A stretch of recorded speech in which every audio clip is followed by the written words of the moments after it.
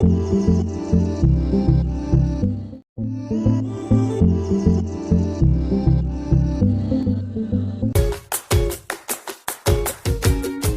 Student, कैसे हैं आप? उम्मीद है सब बढ़िया होंगे। ठीक है, आज हम जो स्टार्ट करने जा रहे हैं केमिकल बॉन्डिंग, और केमिस्ट्री की बेसिस पे सबसे बेसिक लेवल पे चैप्टर है ये। ठीक है, और हम ये चैप्टर जो है क्लास 11 के लिए और जो आईआईटी और नीट की फाउंडेशन की तैयारी कर रही है उनके लिए भी बहुत यूजफुल होगा। तो चलिए स्टार्ट करते हैं केमिकल बॉन्डिंग।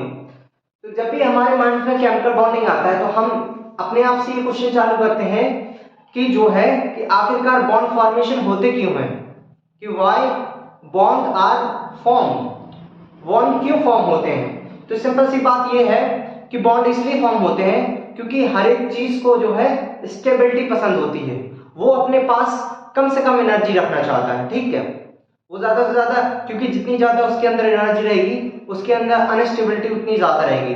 और नेचर में हर वो चीज जो नेचर में डिजर्व करती है ओरिजिनल फॉर्म में, वो जो है सबसे ज्यादा स्टेबल फॉर्म में रहना चाहती है। ठीक, तो जैसे कि सपोज दैट ये आपने सोडियम ले लिया, इसका एटॉमिक नंबर होता है 11।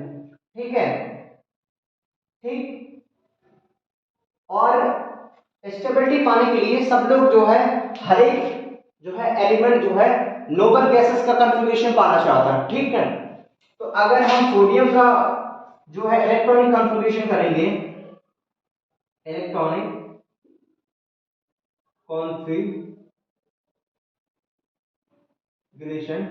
ठीक है, ठीक, तो क्या करते हैं, first S2, second S2, 2p6 and 3s1। तो आप यहां देखेंगे कि जो है सोडियम के इलेक्ट्रॉन कॉन्फ़िगरेशन में अगर सपोज इसको एक और इलेक्ट्रॉन इसका लूज कर दिया जाए तो कहीं ना कहीं ये नोबल गैसेस की फॉर्म में आ जाएगा। क्या आ जाएगा? अगर ये एक इलेक्ट्रॉन लूज कर दे तो ये नोबल गैसेस की फॉर्म में आ जाएगा। ठीक, तो अगर एक इलेक्ट्रॉन लूज करता है, क्या करता है, ये एक इलेक्ट्रॉन लॉस करता है, तो ये किस में बदल जाएगा, ये पहुंच जाएगा Na+ में। तो जब भी कोई भी एलिमेंट अगर इलेक्ट्रॉन डोनेट करेगा तो उस पे चार्ज कौन सा आएगा, पॉजिटिव। ठीक है, और अगर कोई भी जो है एलिमेंट इलेक्ट्रॉन गेन करेगा तो उस पे कौन सा चार्ज आएगा, उस पे चार्ज आएगा नेगेटिव। ठीक, जब भी इलेक्ट्रॉन गेन करेगा उसके ऊपर चार्ज आएगा पॉजिटिव, और जब भी इलेक्ट्रॉन जो है डोनेट करेगा उसके ऊपर चार्ज आएगा पॉजिटिव, और जब भी इलेक्ट्रॉन जो है गेन करेगा उसके ऊपर चार्ज आएगा नेगेटिव। ओके, अच्छा, सपोज दैट, और इलेक्ट्रॉन गेन और लॉस इसलिए करेगा क्योंकि वो नोबल गैस कॉन्फ़िगरेशन पाना चाहता है, क्योंकि वो नोबल गैसेस कॉन्फ़िगरेशन पाना चाहता है, इसलिए वो इलेक्ट्रॉन गेन या लॉस करेगा। ठीक, जैसे कि सपोज दैट इसका हमने लिखा था first S2, 2s2 and 2p6 and 3s1। अच्छा, अब हम क्लोरीन लिख लें। ये क्या है, एक मेटल है, क्या है, मेटल है, और ये एक नॉन मेटल है। Okay, non metal.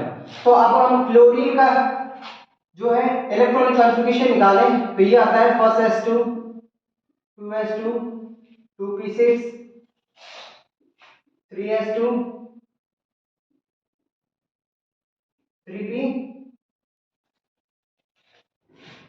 3p5 हो जाएगा। ओके, इसका एटॉमिक नंबर 11 होता है, इसका एटॉमिक नंबर क्या होता है, 17।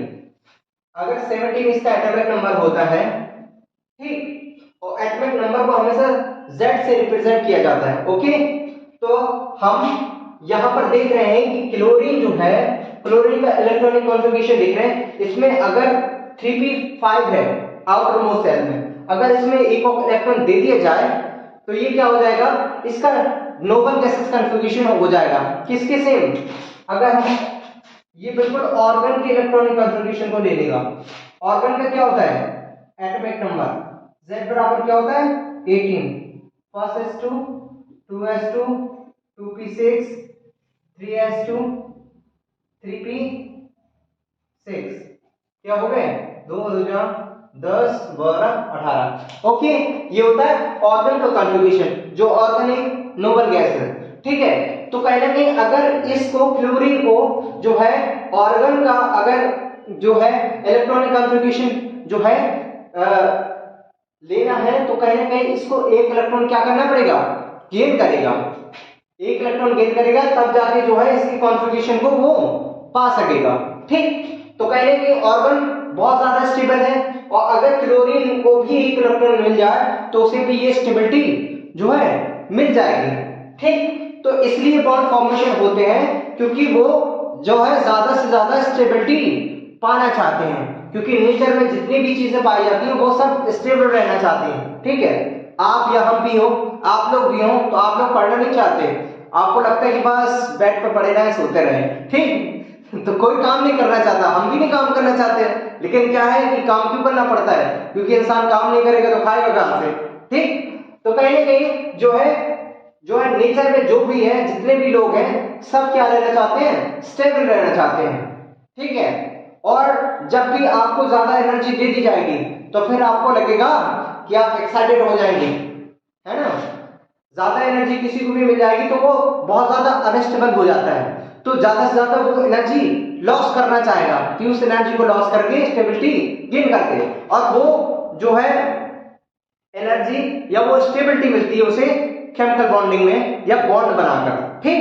समझ में आ गया, गुड। आगे चैप्टर बताते हैं। अब अभी तक हमने जाना कि जो है वाई बॉन्ड आर फॉर्म। अब हम जानेंगे कि जो है बॉन्ड कितने प्रकार के होते हैं, या बॉन्ड की कौन कौन से टाइप्स होते हैं, किस किस प्रकार की बॉन्डिंग होती है केमिस्ट्री में, ओके। अच्छा, तो हम पहले डालेंगे types of chemical bond, okay. Types of chemical bond, तो दो तरह के बॉन्ड होते हैं, एक होता है स्ट्रॉन्ग बॉन्ड, क्या होता है, एक जो होता है वो होता है स्ट्रॉन्ग बॉन्ड, और दूसरा जो होता है वीक बॉन्ड।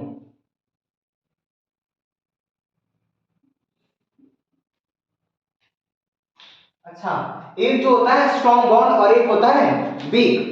और स्ट्रॉन्ग और वीक से आप इतना तो अंदाजा लगा सकते हैं, जो स्ट्रॉन्ग हुआ कहीं ना कहीं वो ताकतवर ज्यादा होगा, ठीक है, और वीक जो होगा वो बेचारा कहीं ना कहीं कमजोर होगा। मतलब जो बॉन्ड आसानी से टूट जाए, वीक तो आसानी से टूट जाएगा, स्ट्रॉन्ग आसानी से टूटेगा क्या, क्योंकि जब भी हम किसी बॉन्ड को तोड़ना चाहते हैं तो हमें कोई ना कोई एनर्जी देनी पड़ती है उसे। सपोज दैट आप जैसे वाटर को बॉईल करने के लिए रखते हैं, तो उसको आग जलाते हैं, उसको हीट देते हैं, तभी तो वो जो है वेपर फॉर्म में या बॉयल होना स्टार्ट होता है।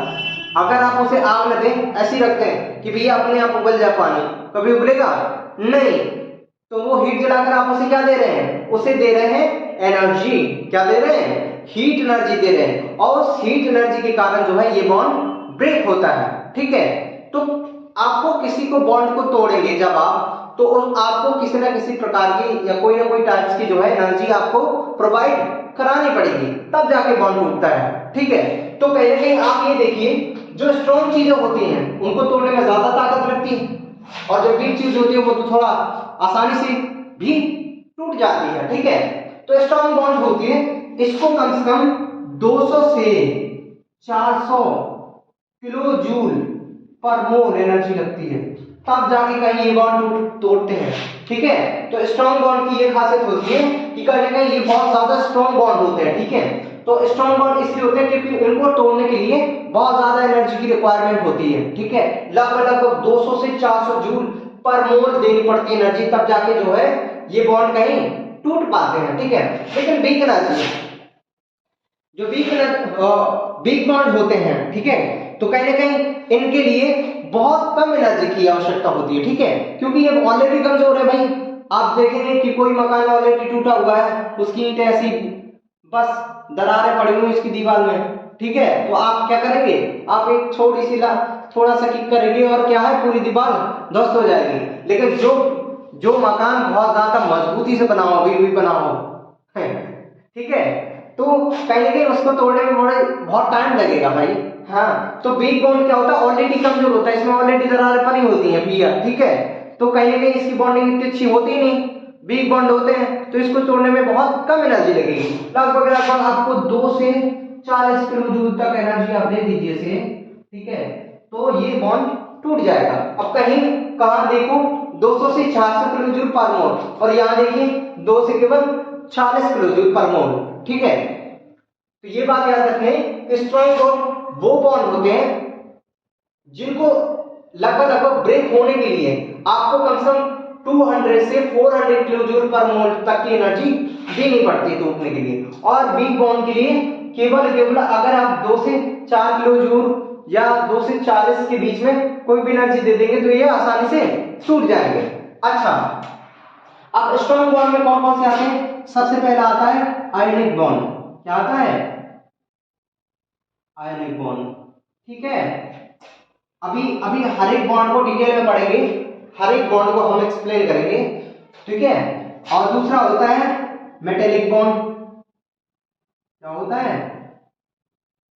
Metallic bond. तीसरा होता है कोवैलेंट बॉन्ड,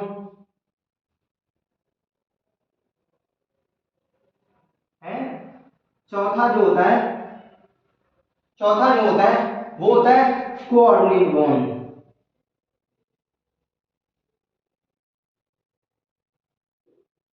ये सारे क्या है? स्ट्रॉन्ग बॉन्ड की कैटेगरी में आते हैं। Ionic bond, metallic bond, covalent bond, coordinate bond, ठीक है।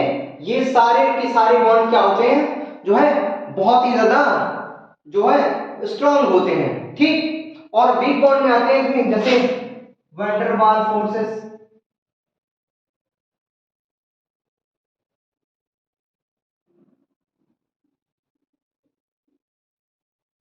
फोर्स, ठीक है, या दूसरी होती है एच बॉन्डिंग, ठीक है।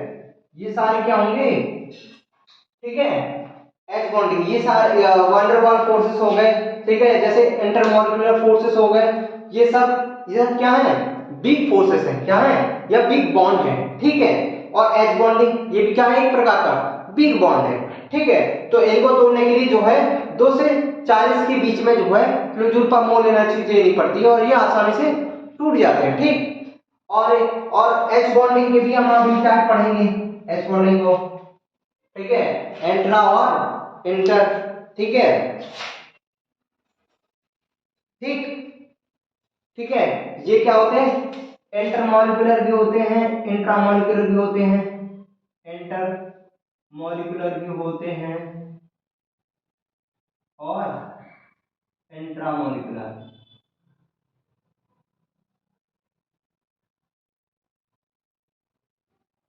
ठीक। एक होता है इंटरमॉलिक्यूलर और एक इंट्रामॉलिक्यूलर एच बॉन्डिंग, ठीक है। तो इंटर मॉलिक्यूलर और इंट्रामॉलिक्यूलर में अंतर क्या होता है? देखिए, इंटर मतलब कि जैसे कि सपोज दैट दो मॉलिक्यूल के बीच में फोर्सेस लग रहा है, तो क्या है? इंटरमॉलिक्यूलर हो गया सपोज दैट, ठीक है। लेकिन इंट्रामॉलिक्यूलर मतलब उस मॉलिक्यूल के अंदर जो फोर्सेस हो रहे हैं, जैसे हाइड्रोजन मॉलिक्यूल के अंदर जो फोर्सेस हो रहे हैं वो क्या होते हैं? इंट्रामॉलिक्यूलर, मतलब एक मॉलिक्यूल के बीच में और दूसरा क्या है? मॉलिक्यूल के अंदर जो एटम्स पार्टिकल होते हैं उनके बीच में जो है, ठीक है। तो क्या हो गया? इंटर। जैसे कि सपोज दैट आप एक जो है कंपटीशन हो रहा है दो स्कूलों के बीच में, ठीक है। एक जो कंपटीशन हो रहा है दो स्कूलों के बीच में और दूसरा जो कंपटीशन हो रहा है वो एक ही स्कूल के स्टूडेंट के बीच में, ठीक है। तो जो दो स्कूल के बच्चों के बीच में जो हो रहा है वो क्या है? जो है वो होगा एंटर लेवल स्पोर्ट, ठीक है। लेकिन जो एक ही स्कूल के अंदर के उसी स्कूल के सेम बच्चों के बीच में जो खेल होगा, प्रतियोगिता होगी, उसको हम क्या करेंगे? उसको हम कहेंगे एंट्रा स्पोर्ट्स कह देते हैं, ठीक है। तो दो स्कूल के बीच में एंटर और एक ही स्कूल के बच्चों के बीच में इंट्रा, ओके। तो अब हम सबसे पहले स्टार्ट करते हैं आयनिक बॉन्ड के बारे में। किसके बारे में? आयनिक बॉन्ड के बारे में, ठीक। आयनिक बॉन्ड, नाम से ही पता चल रहा है कहीं ना कहीं आयंस का फॉर्मेशन होगा। किसका फॉर्मेशन होगा? आयंस का। ठीक है, और वो आयंस आयंस के बीच में जो फोर्स लगेगा और उसी फोर्स से जो है बॉन्ड बनेगा आयनिक बॉन्ड। समझ में आया? जैसे कि सपोज दैट आप कहें कि इसमें जो है कंप्लीट ट्रांसफर ऑफ इलेक्ट्रॉन होता है। क्या होता है? Complete transfer of electron. जैसे कि सपोज दैट मैंने आपको अभी बताया था एक Na है, ठीक, और एक क्या है? Cl। ठीक, मैंने अभी आप हम लोग देख चुके हैं कि इसका कंट्रीब्यूशन, इसको क्या था? एक इलेक्ट्रॉन की जरूरत थी। इसका एटॉमिक नंबर क्या होता है? 11 होता है। 1s2 कंट्रीब्यूशन देखेंगे, 2s2, ठीक है, 2p6, 3s1, और इसका कंट्रीब्यूशन इसका क्या होता है? 17 होता है। 1s2, 2s2, 2p, 2p6, 3s2, 3p5। ठीक है, तो कहीं ना कहीं ये देखो, ये अगर एक इलेक्ट्रॉन क्या कर दे? लॉस कर दे, तो इसका क्या होगा? Loss of electron. क्या होगा? Loss of electron. ये क्या करेगा? एक इलेक्ट्रॉन को क्या करेगा? लॉस करेगा। ठीक है, तो इसके ऊपर क्या आएगा? प्लस। मैंने आपको बताया था कि जब भी कोई भी एटम जो है एक इलेक्ट्रॉन डोनेट करेगा तो उसके ऊपर कौन सा चार्ज आएगा? प्लस चार्ज आएगा।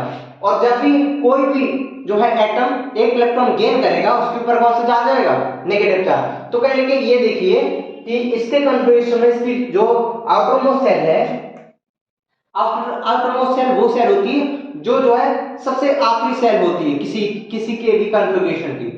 ठीक है, किसी भी एटम का आप कॉन्फ़िगरेशन लीजिए, ठीक है, किसी भी एलिमेंट का आप कॉन्फ़िगरेशन लीजिए, और कॉन्फ़िगरेशन में जो सबसे लास्ट में सेल बचती है उसमें जो इलेक्ट्रॉन होते हैं, ठीक है, वही क्या कहलाती है? Outermost shell. क्या कहलाती है? वही आपकी आउटरमोस्ट सेल कहलाती है। ठीक, तो कहने की अगर ये इसने एक इलेक्ट्रॉन मान लो लॉस किया, इसने क्या किया? एक इलेक्ट्रॉन लॉस किया, और इसमें क्या किया? एक इलेक्ट्रॉन गेन किया। तो एक इलेक्ट्रॉन गेन करेगा तो इसके इलेक्ट्रॉन कितने हो जाएंगे? 6, और इसके कितने बचेंगे? इसके अब ये देखिए, फर्स्ट 2s2 और क्या हो जाएगा? 2p6 हो जाएगा। ठीक है, तो कहीं ना कहीं अब इसका कॉन्फ़िगरेशन क्या हो गया? कंप्लीट हो गया। लेकिन इसका भी कॉन्फ़िगरेशन देखिए, पहले क्या था? यहाँ पर 5 था, एक इलेक्ट्रॉन जो है गेन किया, यहाँ पर क्या डालेंगे आप? Gain of electron. क्या डालेंगे? Gain of electron. इसने एक इलेक्ट्रॉन गेन किया, इसके ऊपर कौन सा चार्ज आएगा? नेगेटिव। ध्यान रखिएगा, चार्ज तभी आएगा जब इलेक्ट्रॉनों का ट्रांसफर होगा। ठीक है, तो जब जो है इलेक्ट्रॉन कोई लूज करेगा तो उसके ऊपर चार्ज आएगा पॉजिटिव। अगर कोई भी इलेक्ट्रॉन गेन करेगा उसके ऊपर चार्ज क्या आएगा? नेगेटिव। ठीक है, अच्छा, तो ये हो गया लॉस ऑफ इलेक्ट्रॉन और ये हो गया गेन। इसने एक इलेक्ट्रॉन लॉस किया, इसने एक इलेक्ट्रॉन गेन किया। ठीक है, तो इसके ऊपर आया Na पॉजिटिव और इसके ऊपर आया क्या? Cl negative. अब ये देखो कहने के क्या हो गया? आयंस फॉर्म हो गए। क्या फॉर्म हो गए? Ions form. ठीक है, और याद रखना जो है ये अभी जो है आयंस फॉर्म होंगे, ये किस स्टेट में होंगे? गैसियस स्टेट में होंगे। किस में होंगे? गैस में, गैस के फॉर्म में होंगे। किसके फॉर्म में होंगे? गैस के फॉर्म में। ठीक ठीक, समझ में आ गया? अच्छा, तो इसने एक इलेक्ट्रॉन लॉस कर दिया, इसने एक इलेक्ट्रॉन गेन कर दिया। अब देखिए दोनों का कॉन्फ़िगरेशन हो गया कंप्लीट। इसने भी जो है स्टेबल कॉन्फ़िगरेशन ले लिया और इसने भी स्टेबल कॉन्फ़िगरेशन ले लिया। अब आप कहेंगे इस पे जो है स्टेबल कॉन्फ़िगरेशन क्या होता है? तो बेटा जो हमारी इनर्ट गैस होती है, क्या होती है?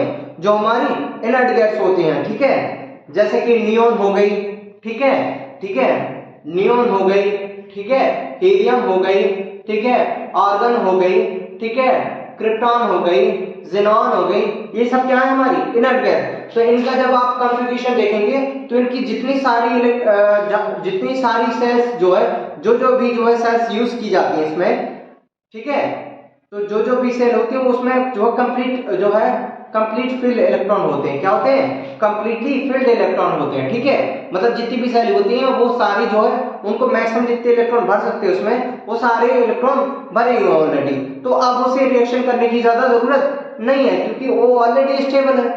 अब ये तुम ऑलरेडी चारपाई में लेटी हो तो तुम थोड़ी कहोगे कि मुझे फिर से लेटा दो, तुम ऑलरेडी लेटे हुए हो तो फिर कौन लेटाएगा तुम्हें? समझ में आ गया? तो उसी प्रकार क्या होता है, इनर्ट गैसेस क्या होती हैं, वो ऑलरेडी स्टेबल होती हैं क्योंकि उनकी जो है उनको जो है उनका इलेक्ट्रॉनिक कॉन्फ़िगरेशन जो है कंप्लीटली फिल्ड होता है। क्या होता है? कंप्लीटली फिल्ड होता है, इसलिए जो है वो जो है स्टेबल होती है। ठीक है, और हर एक जो एटम होता है वो जो है अपनी पास वाली जो उसकी ग्रुप की होती है, ठीक है, उन्हीं के जो है जो सबसे पास होती है इनर्ट गैस उसके, तो उसी की जैसा वो कॉन्फ़िगरेशन रखना चाहती है। समझ में आ गया?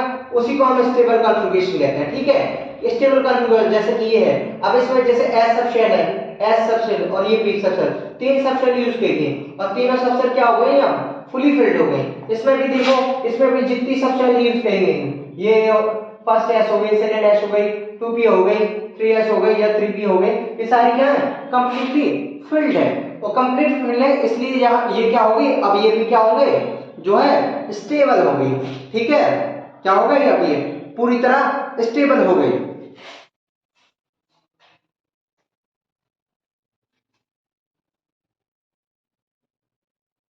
अच्छा, अब हम जरा एक चीज और आपको बता दें। ठीक है, अच्छा, अब हम थोड़ा बता दें मीन्स ऑफ स्टेबिलिटी। जैसे मैं आपको कहूं स्टेबिलिटी का मतलब क्या होता है, तो यहां देखिए। ठीक है, मीन्स ऑफ स्टेबिलिटी,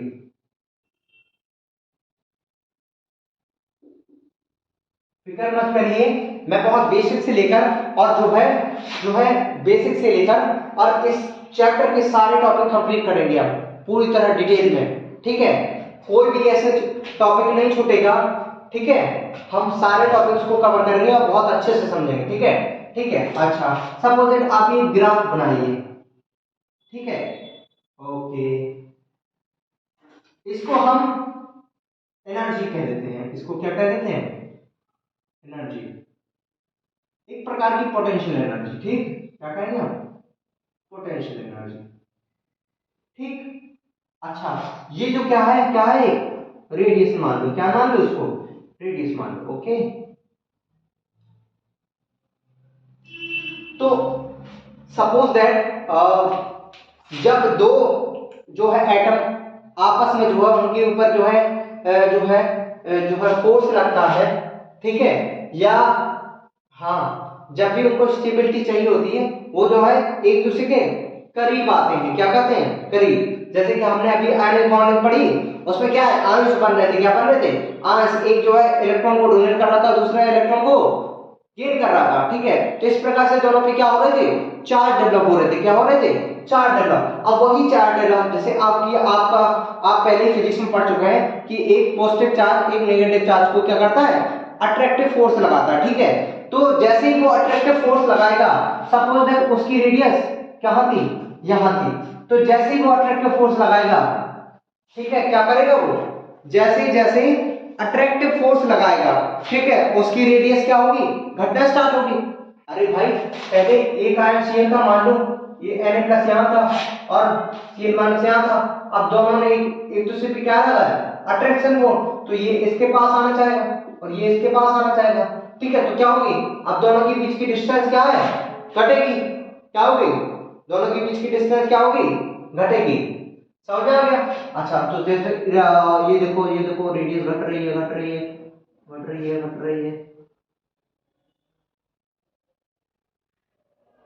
ठीक है, मान लो ये वो पॉइंट है जहां पर उसकी क्या हो गई? एनर्जी मिनिमम हो गई। क्या हो गई? एनर्जी क्या हो गई? मिनिमम हो गई। ठीक है, ठीक है। अब सपोज दैट मैंने क्या कहा था, ये जैसे एटम है, इस एटम के अंदर न्यूक्लियस भी होगा। क्या होगा? मान लो ये भी एक एटम है और इसके अंदर क्या है? ये क्या है? न्यूक्लियस है। ठीक है, ठीक है, क्या होगा? न्यूक्लियस है। ठीक है, क्या है?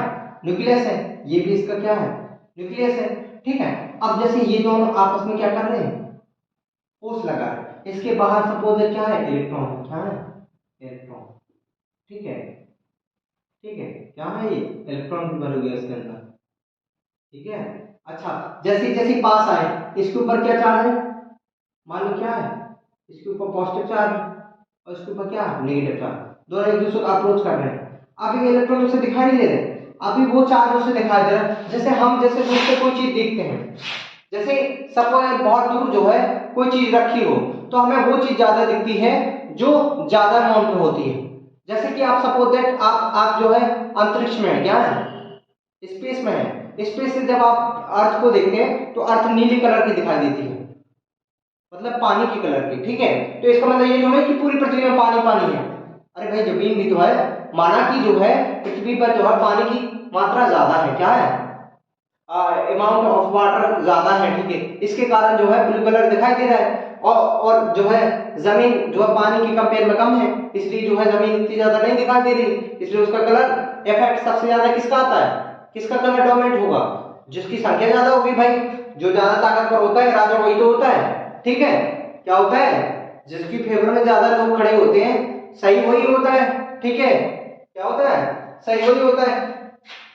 देखा नहीं होगा आपने चुनाव वगैरह में क्या होता है, जिसको ज्यादा वोट मिलते हैं वही जीत जाता है, ठीक है। तो इसी प्रकार क्या होता है कि जिसकी ज्यादा संख्या होती है, मान लो इसके ऊपर पॉजिटिव चार्ज है तो कहने कि इसने क्या होगा, इलेक्ट्रॉन क्या किया, डोनेट किया, और कहने कि इसके ऊपर नेगेटिव चार्ज तो कहने कि इसने क्या किया, इलेक्ट्रॉन गेन किया। तो जैसे जैसे इनके ऊपर चार्ज लगे हुए एक दूसरे को अप्रोच करना स्टार्ट किए, एक दूसरे पे अट्रैक्शन फोर्स लगाया, क्या हो गया, फोर्स ऑफ अट्रैक्शन लगाया, क्या लगाया इन्होंने, फोर्स ऑफ अट्रैक्शन लगाया, ठीक, फोर्स ऑफ अट्रैक्शन लगाया, ठीक, जिसको हम इलेक्ट्रोस्टैटिक फोर्स भी कहते हैं, क्या कहते हैं, इलेक्ट्रोस्टैटिक, इलेक्ट्रोस्टैटिक फोर्स, ओके। तो क्या लगाया इन दोनों ने, इन दोनों के ऊपर जैसे चार्ज डेवलप हुआ, चार्ज कैसे डेवलप हुआ, ट्रांसफर ऑफ इलेक्ट्रॉन से, क्या हुआ, ट्रांसफर ऑफ इलेक्ट्रॉन से जो है इसमें चार्ज डेवलप हुआ, और चार्ज डेवलप होने के बाद इसमें क्या होगा कि जो है फोर्स ऑफ अट्रैक्शन लगा, जैसा कि हम फिजिक्स में भी पढ़ चुके हैं, ठीक है। क्या होता है कि एक पॉजिटिव चार्ज नेगेटिव चार्ज के ऊपर क्या लगता है, अट्रैक्शन फोर्स लगता है, ठीक है। अब जैसे जैसे बहुत करीब आ गई है, मान लो पहले ये यहां था, अब ये थोड़ी और करीब आ गए, ठीक है, तो ये लगभग लगभग इनके ऊपर जब बॉन्ड बन फोर्स ऑफ अट्रैक्शन लगा तो कहीं पे ये इसके पास यहां आ गया, कहां गया, यहां आ गया। अब क्या होगा कि भाई जैसे जैसे पास आते जाते हो तो जिसकी संख्या कम है वो भी दिखने लगता है फिर। अब ये देखो पहले इनके इलेक्ट्रॉनों के बीच में दूरी ज्यादा थी तो ये फोर्स नहीं लगा पा रहे थे, अब जैसे जैसे ये और पास आ गए अब इसके इलेक्ट्रॉन भी पास आ गए, और ये इलेक्ट्रॉन पास आने का ये आप रिपल्सन फोर्स भी लगाने पड़ेंगे, क्या करेंगे, ये रिपल्सन फोर्स भी लगाने पड़ेंगे, क्योंकि सेम चार्जेस के बीच में क्या लगता है, रिपल्सन फोर्स लगता है। तो इस एटम के अंदर भी इलेक्ट्रॉन है, इसके अंदर भी इलेक्ट्रॉन है, तो ये जो है इसके अंदर के इलेक्ट्रॉन क्या करेंगे, जो है फोर्स जो है लगाने लगेंगे। तो सेम चार्जेस की वजह से कौन सा फोर्स लगेगा, अपोजिट फोर्स लगेगा या रिपल्सन फोर्स लगेगा, इसके कारण अब ये फिर थोड़ा दूर जाएंगे। तो आप अगर और करीब रहोगे तो आपकी इनकी एनर्जी बढ़ने लगेगी, इनकी बढ़ते बढ़ते बढ़ते और करीब लाओगे तो एनर्जी मैक्सिमम हो जाएगी, ये क्या है, एनर्जी क्या हो जाएगी, मैक्सिमम। तो इस प्रकार से ये जो होती है इसको हम क्या कहते हैं, आर नॉट कहते हैं, ठीक है, क्या कहते हैं, आर नॉट, ठीक, ये क्या है, आर नॉट है। और ये दिखाता है कि जैसे जैसे जो है आप जो है इसकी रेडियस घटती जाएगी, इसकी एनर्जी मिनिमम होने घटते घटते घटते घटते मिनिमम पहुंच जाएगी, लेकिन एक समय एनर्जी ऐसी आ जाएगी मिनिमम, मतलब एक डिस्टेंस ऐसी आएगी रेडियस, उसके बाद उसको परी बनाना पॉसिबल नहीं होगा, क्योंकि जो उसके अंदर इलेक्ट्रॉन भरे हुए हैं ना और जो दूसरे एटम के अंदर इलेक्ट्रॉन भरे हैं उन सब में क्या होगा, रिपल्सन फोर्स जनरेट हो जाएगा, जिसके कारण से उसको जो है इस ज्यादा रिपल्सन फोर्स लगने के कारण जो है वो एनर्जी को, पोटेंशियल एनर्जी को इंक्रीज करना स्टार्ट कर देगा, और फिर एक समय आएगा कि उसकी एनर्जी क्या हो जाएगी, मैक्सिमम हो जाएगी। गुड, अच्छा,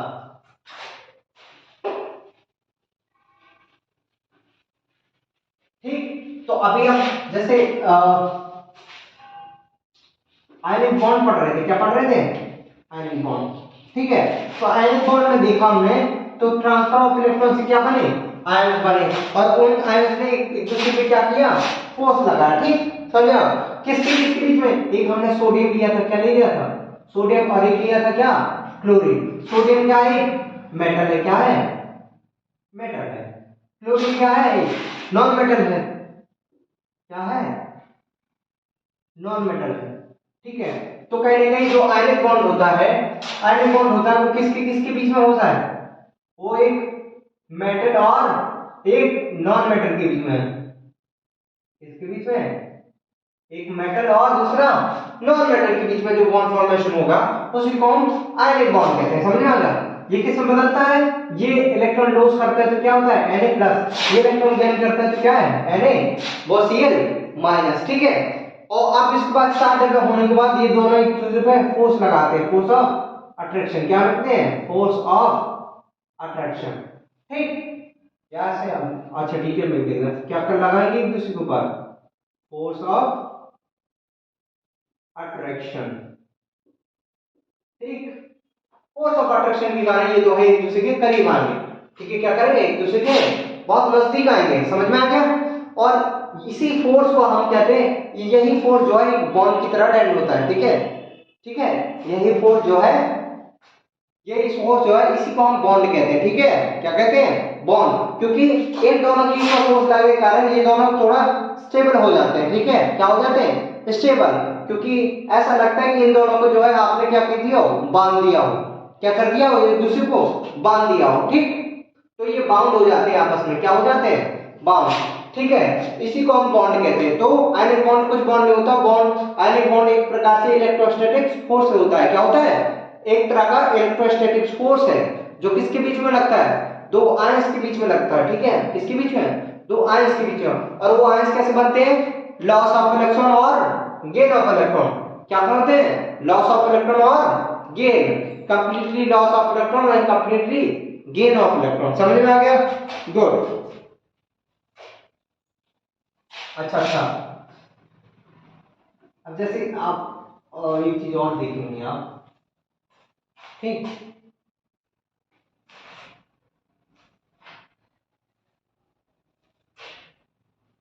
तो और एक बात याद रखिएगा, जो आयनिक बॉन्ड सबसे स्ट्रॉन्ग बॉन्ड होता है, क्या होता है, आयनिक बॉन्ड जो होता है, आयनिक बॉन्ड अगर देखा जाए, आयनिक बॉन्ड जो है वो स्ट्रॉन्ग होता है किससे, कोवैलेंट बॉन्ड से। किससे होता है, कोवैलेंट बॉन्ड से स्ट्रॉन्ग होता है आयनिक बॉन्ड। क्यों होता है, क्योंकि ये एक प्रकार का इलेक्ट्रोस्टैटिक फोर्स होता है। ठीक है, और आयंस के बीच में जो फोर्स लगता है वो बहुत ज्यादा स्ट्रॉन्ग होता है। क्या होता है, बहुत ज्यादा स्ट्रॉन्ग होता है। इसके कारण आयनिक बॉन्ड जो है बहुत ही ज्यादा स्ट्रॉन्ग होता है। ठीक है, और जो है कोवैलेंट बॉन्ड जो है आयनिक बॉन्ड के कंपेयर में जो है वीक होता है थोड़ा। ठीक है, क्या होता है, वीक होता है। ठीक है, और ये किसके किसके बीच में लगता है, ये मेटल्स और मेटल के बीच में लगता है। किसके बीच में, मेटल्स एंड नॉन मेटल के बीच में। किसके, मेटल्स और नॉन मेटल के बीच में। ठीक है, और जो कोवैलेंट बॉन्ड होता है वो नॉन मेटल में भी लग जाता है। किसमें लग जाता है, नॉन मेटल में भी लग जाएगा। ठीक है, समझ में आ गया, गुड, ओके।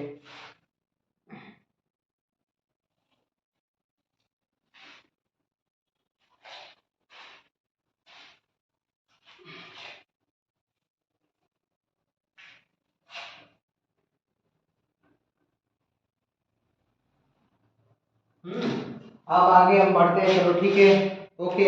जैसे हम अभी पीरियोडिक टेबल में ग्रुप नंबर फर्स्ट देखते हैं, ग्रुप नंबर क्या देखते हैं, फर्स्ट। उसमें कौन कौन से एलिमेंट आते हैं ग्रुप नंबर फर्स्ट में, ठीक है, क्या आता है, ठीक है, लिथियम आता है।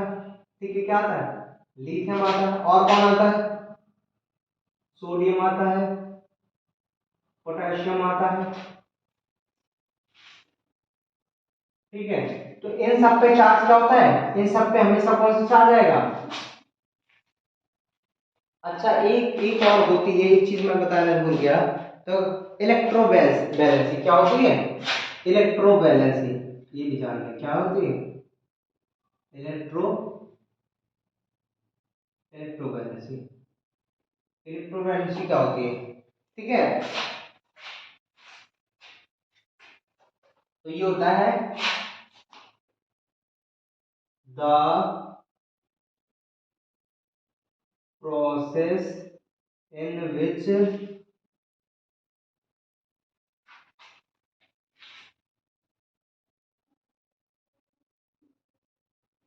Number of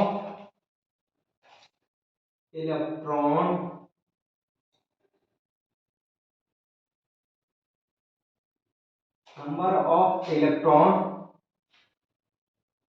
loss by metal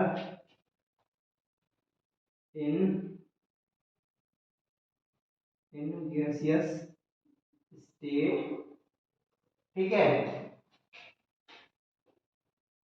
and gain of electron by non metal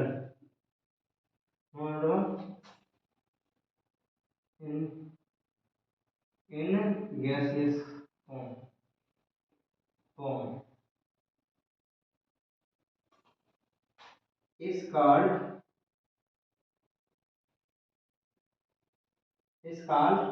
electrovalency.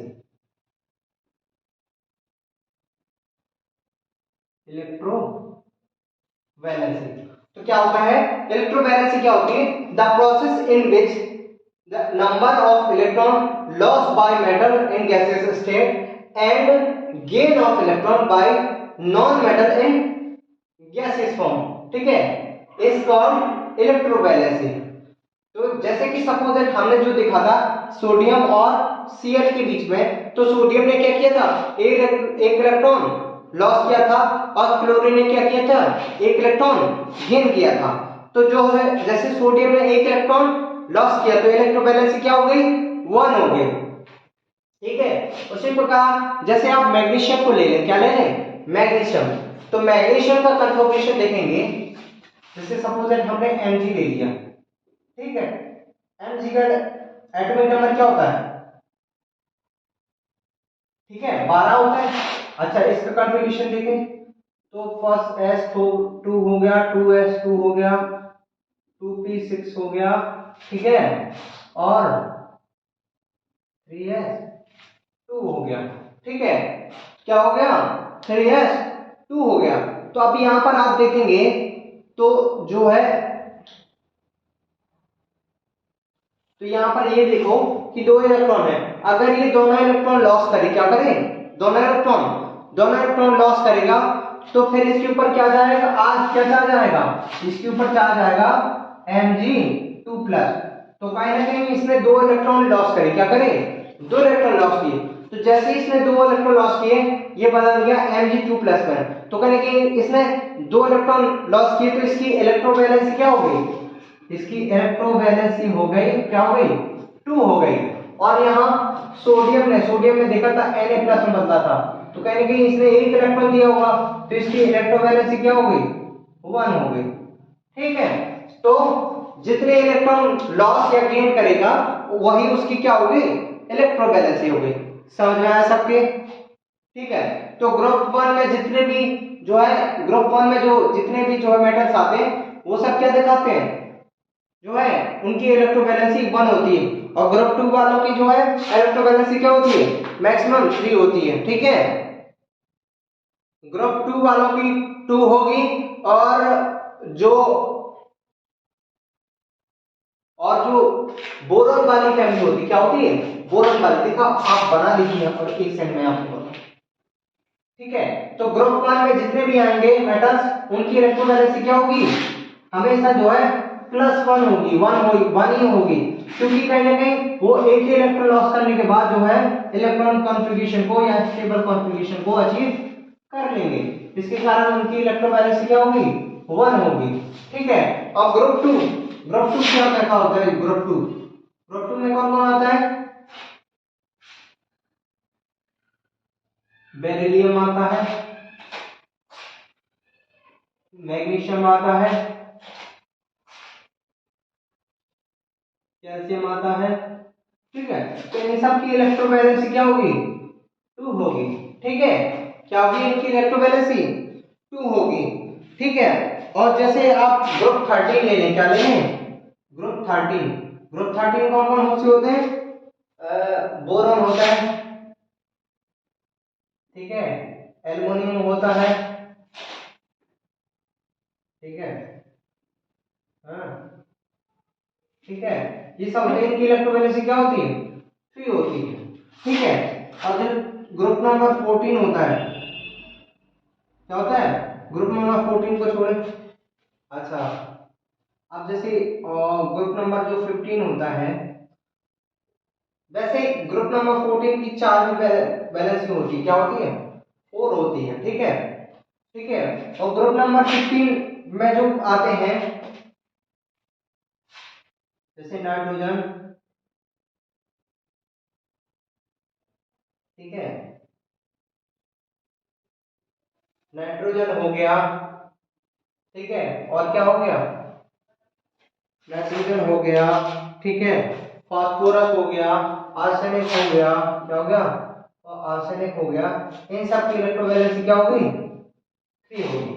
तो ठीक है, तो इलेक्ट्रोवैलेंसी वो वैलेंसी होती है जो नंबर ऑफ इलेक्ट्रॉन गेन करे या नंबर ऑफ इलेक्ट्रॉन लॉस करे, वही उसकी क्या होगी, इलेक्ट्रोवैलेंसी होगी। अब जैसे ये नॉन मेटल में जो आ गए, ये हमेशा इलेक्ट्रॉन क्या करेंगे, गेन करेंगे, तो ठीक है, इनके ऊपर इनकी वैलेंसी जो है इनके ऊपर हमेशा चार्ज, नॉन मेटल के ऊपर हमेशा चार्ज आता है माइनस, और मेटल्स के ऊपर हमेशा चार्ज आता है पॉजिटिव, ठीक है।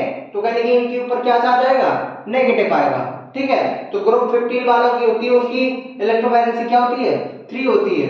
ऐसी ग्रुप 16 वालों की इलेक्ट्रोवैलेंसी कितनी होगी, 2 होती है, क्योंकि हमेशा वो 2 ही इलेक्ट्रॉन गेन कर सकेंगे, ठीक है।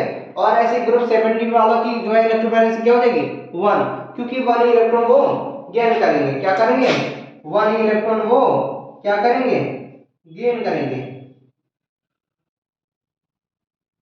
ठीक है। जैसे क्लोरीन देखा था ना आपने, क्लोरीन -1 में बदला था, क्योंकि ये सिर्फ एक ही इलेक्ट्रॉन गेन करेगा, क्योंकि एक ही इलेक्ट्रॉन गेन करने के बाद ये जो है स्टेबल कॉन्फ़िगरेशन में पहुंच जाता है, ठीक है, समझ में आ गया, गुड। तो यहां तक हमने एक टॉपिक कवर कर लिया आयनिक बॉन्ड तक। अब इसके बाद सेकंड लेक्चर में हम इसके आगे जो है स्टार्टअप करेंगे सीरीज में, okay, thank you so much.